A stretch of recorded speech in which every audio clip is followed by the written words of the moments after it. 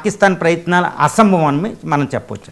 ఎంజీరావు గారు, ఇక అమెరికా అధ్యక్షుడు డొనాల్డ్ ట్రంప్ ఏం మాట్లాడినా పెద్ద సంచలనమే. రీసెంట్గా కొన్ని కామెంట్స్ చేశారు, యూరోప్ నాశనం అవుతుంది, నాటోకి విలువ లేదు అని చెప్పేసి.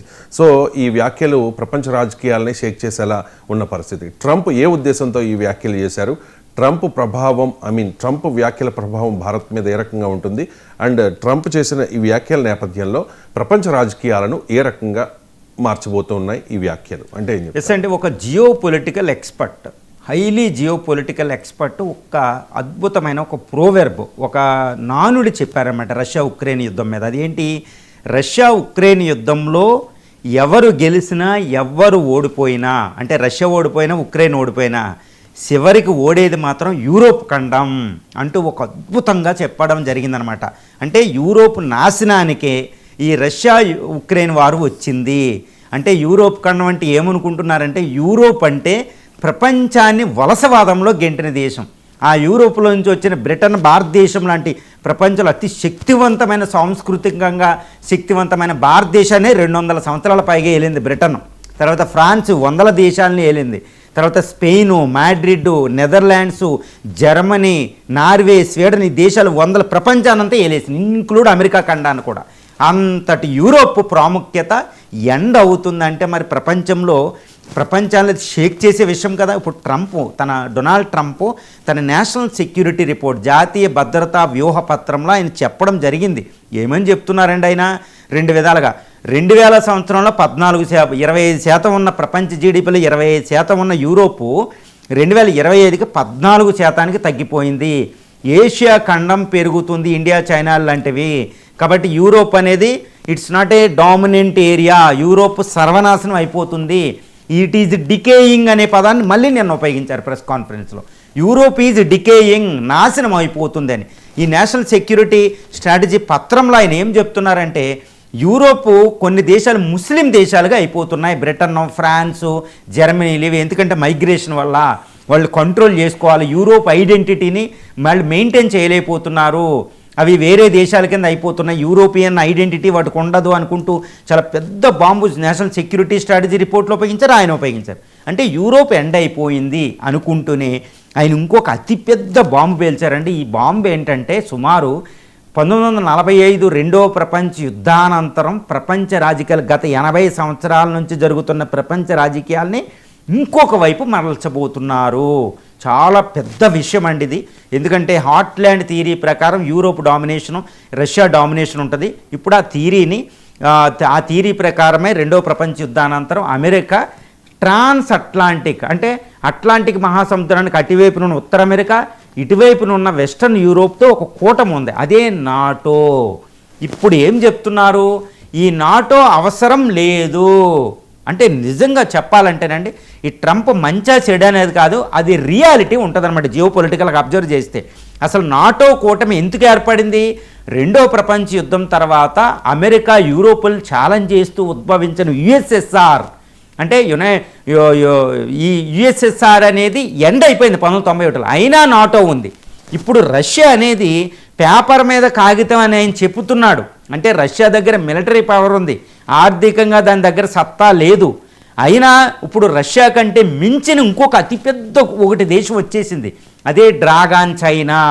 అంటే ఒకప్పుడు అమెరికాని ఛాలెంజ్ చేసే దేశం రష్యా అయితే ఈరోజు రష్యా ప్రాముఖ్యత తగ్గింది, ఎందుకంటే చైనా ప్రాముఖ్యత పెరిగింది. కాబట్టి ట్రంప్ మాట్లాడే మాట వెనకాల ఎంత అంతరార్థం ఉందంటే, నాటో అనేది ఈ ట్రాన్స్ అట్లాంటిక్ కూటమి అనేది రష్యాని ఎదుర్కోవడానికి వచ్చింది. యుఎస్ఎస్ఆర్ విచ్ఛిన్నమైంది 1991లో. ఇప్పుడు రష్యా ప్రాముఖ్యత తగ్గిపోయింది. ఇప్పుడు రష్యా కంటే శక్తివంతమైన, రష్యా కంటే చాలా శక్తివంత దేశం, యూరోపు అమెరికానే తలదన్నే దేశమే చైనా ఉద్భవించింది. కాబట్టి ఆయన మాట్లాడే అర్థం ఏంటంటే, ఇక నాటో అవసరం లేదు అని ఆయన చెప్తున్నాడు.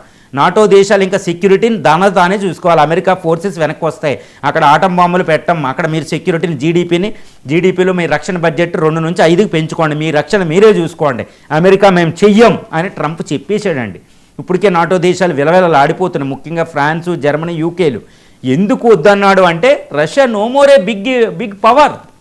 అందుకని ఉక్రెయిన్ యుద్ధాన్ని ఆపేసి ట్రంప్తో ట్రంప్ పుతిన్లు ఒకటయ్యి అక్కడ శాంతి నెలకొల్పితే ఇప్పుడు అసలైన చెప్పబోయే విషయం ట్రంప్ ముఖ్య ఉద్దేశం ఏంటంటే అమెరికా తన శక్తి యుక్తుల్ని పోరాట పాటవాన్ని అంతటిని ఎగినెస్ట్ చైనాకి ఎగినెస్ట్గా మోహరించడం. ఎక్కడ ఇండో పసిఫిక్ రీజన్.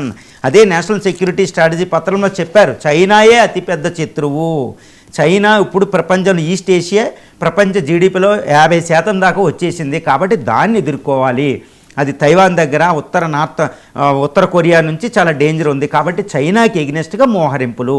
ఇక నాటో అయిపోయింది అని చెప్పి చైనాకి ఎగ్నెస్ట్గా మోహరింపులు చేస్తున్నారు. మరి చైనాకి ఎగ్నెస్ట్గా మోహరింపులు చేస్తే అక్కడ కూడా రష్యా వస్తుంది, రష్యా చైనా కలిపి. కాకపోతే చైనా టార్గెట్. మరి ఇది ఎవరికి ముఖ్యం? భారతదేశ పరంగా ఒకటి చూడాలండి. ఎందుకంటే ఇప్పుడు నాటో అనేది మనకి ఎప్పుడు ప్రభావితం అవ్వలేదు, నాటో మనకి ఎప్పుడు ఎనిమి కాలేదు. ఇప్పుడు నాటో ఎండ్ అయిపోయి అమెరికా తన శక్తిని అంతటిని చైనాకి ఎగ్నెస్ట్గా కేంద్రీకరిస్తే ఇండో పసిఫిక్ రీజన్లో చైనా భరతం పడుతుంది. China versus America. దీనివల్ల ఎవరు బెనిఫిట్ పొందుతారు అంటే ఇండియా. ఇప్పుడు ఇండియా సెక్యూర్. ఇప్పటివరకు ఇండియాకి చైనాకి బార్డర్ ప్రాబ్లం ఉండేది. చైనా మన మీద కాన్సన్ట్రేషన్ చేసేది, ఇప్పుడు మన మీద చేయలేదండి, అమెరికా మీద చేస్తుంది. అమెరికా మీద చేయాలంటే మనతో ఫ్రెండ్లీగా ఉండాలి చైనా. అదే మనకు ఇప్పుడు ట్రేడ్ ఎక్కువగా ఇంపోర్ట్ చేయడం, రేర్ ఎర్త్ మెటీరియల్ ఎక్స్పోర్ట్ చేస్తుంది చూడండి చైనా. అంటే చైనాకి ఎగ్నెస్ట్గా అమెరికా దిగితే వాళ్ళిద్దరూ పోరాడుకుంటారు. కాబట్టి అమెరికా సెక్యూరు. తర్వాత యుఎస్ కూడా ఇండియాకి కన్సెషన్స్ ఇవ్వాలి. అదే నేషనల్ సెక్యూరిటీ స్ట్రాటజీ పత్రమే చెప్తుంది. క్వాడ్ ద్వారా చైనాను అడ్డగించాలంటే ఇండియా కావాలి. కాబట్టి ఇండియాతో ట్రేడ్ డీల్ అవుతుంది. చూసారా, ట్రంప్ తీసుకునే నిర్ణయం ప్రపంచంలో వాస్తవాన్ని గ్రహించిన నిర్ణయం. ఇప్పుడు ట్రంప్ అంటే మనకు వ్యతిరేకత ఉండొచ్చు ఇండియాకి, కానీ ఆయన రష్యా పవర్ తగ్గింది, చైనా పవర్ పెరిగిపోయింది. ఇది వాస్తవం అండి. కాబట్టి రష్యాని వ్యతిరేకిస్తున్న నాటో పని లేదు, యూరోప్ పని లేదు. ఇప్పుడు కావాల్సింది ఇదంతా శక్తినంతా అమెరికా మీద కేంద్రీకరించాలి. ఇటు జపాన్ దగ్గర, దక్షిణ కొరియా దగ్గర వాటికి సపోర్ట్ చేస్తూ, ఫిలిప్పైన్స్ సపోర్ట్ చేస్తూ చైనాని అడ్డగించాలి. కాబట్టి చైనా ఆగడాలు ఇంకా వెళ్ళనివ్వరు ట్రంప్.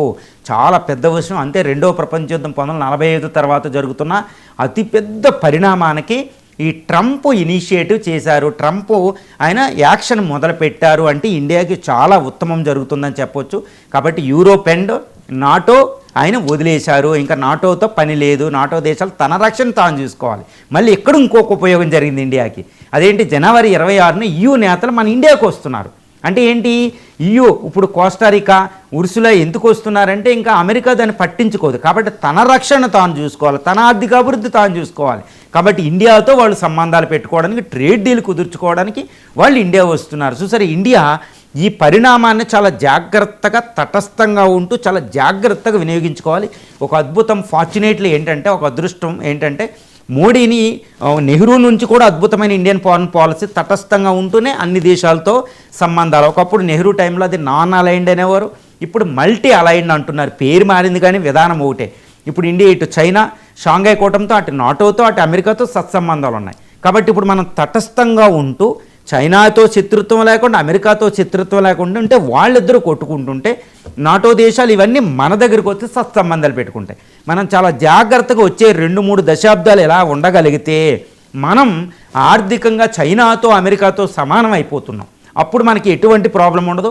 ఇది మనకు అంది వచ్చిన ఒక అవకాశం, చరిత్రలో గొప్ప అవకాశం ఇక్కడ జరుగుతుంది ట్రంప్ వల్ల, ఈ చైనా వల్ల. కాబట్టి దాన్ని అందిపించుకుని మనం ముందుకెళ్ళాలి.